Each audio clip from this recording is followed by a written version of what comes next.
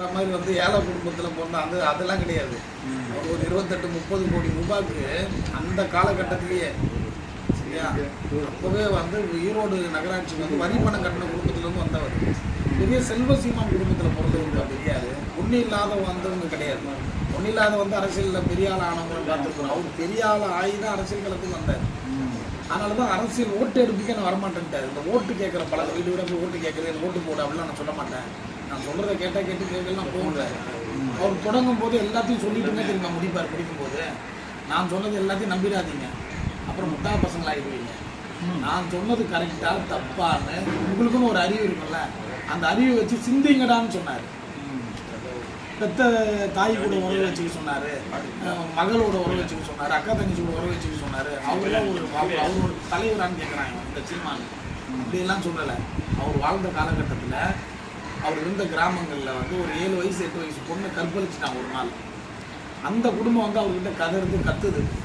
அப்படி இருக்கும்போது அதுக்கு அடுத்தடுத்து தினமும் மீட்டிங் பேசுகிற மக்களை சந்திக்கிற பழக்கம் வச்சுருந்தார் பெரியார் நல்லா.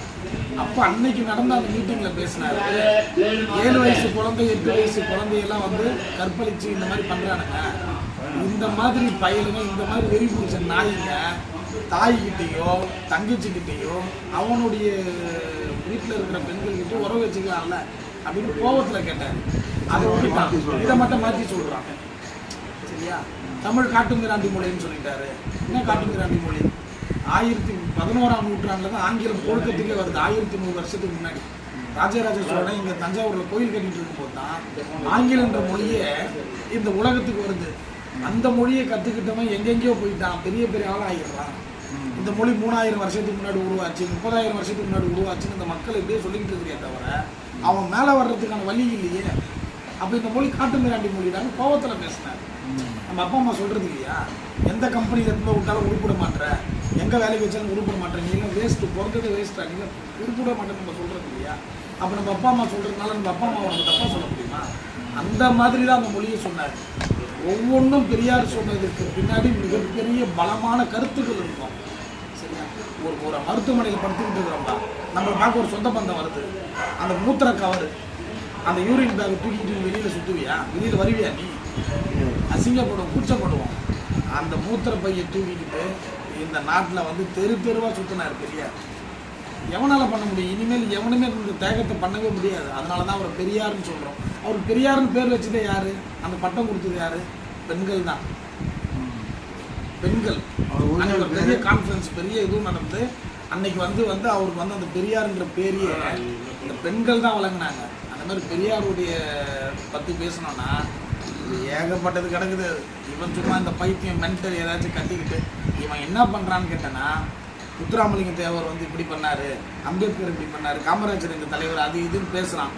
அப்படி பேசும்போது திமுககாரன் எவனாவது திமுக தலைவரோ இல்லை துணை முதல்வரோ நம்ம மாதிரி கட்சிக்காரனும் ஐயா முத்துராமலிங்க தேவரை பற்றி தப்பாவோ, காமராஜரை பற்றி தப்பாவோ, அம்பேத்கரை பற்றி தப்பாவோ எமோஷனில் பேசிட்டானுங்கன்னா இதே ஒரு அரசியல் ஆக்கிடலாம் அப்படின்னு பெரியாரை மட்டும் எதிர்க்கணும்.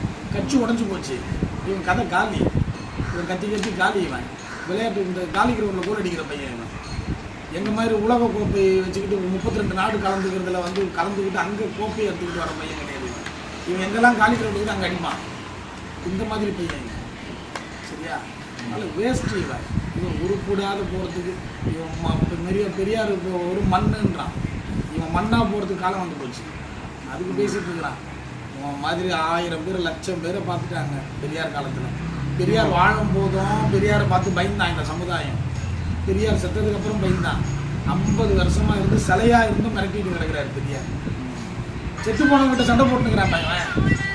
இருக்கிறவங்கிட்ட சண்டை போடணும். செத்து போன ஒரு ஆளை வா எங்கே வருவார்? இவன் எப்படியாப்பட்ட ஆம்பளுக்கு இருந்தா? செத்து போனவங்க இழுத்து விட்டுறாங்க. செத்து போனவங்கிட்ட சண்டை போடுற பையன். அதனால நிறைய இருக்குது.